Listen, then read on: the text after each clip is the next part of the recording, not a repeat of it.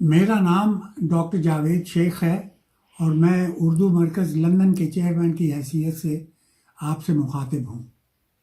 मुख्तसरन आपसे अर्ज़ करूँगा कि 21 मार्च का दिन मरदमशुमारी का दिन है और शुमारियात के महकमे से हर घर में फॉर्म आ चुके हैं। आप सबसे गुजारिश है कि घर में बोली जाने वाली ज़बान के ऑप्शन में हम सब पाकिस्तानी उर्दू लिखें।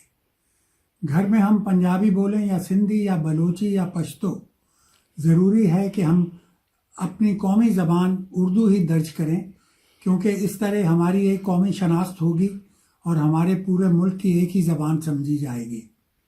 दूसरा सवाल ये उठता है कि इससे फ़ायदा क्या होगा, तो उसके जवाब में अर्ज़ करूँगा कि ये मरदमशुमारी ट्रांसपोर्ट, तालीम और सेहत के लिए आइंदा पॉलिसी बनाने के लिए है।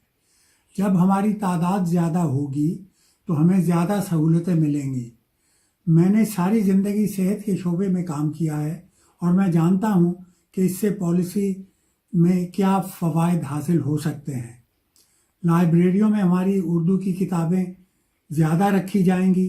तालीम में हमारे बच्चे स्कूलों में उर्दू पढ़ सकेंगे और अपने वतन की सकाफ़त से आशना रहेंगे।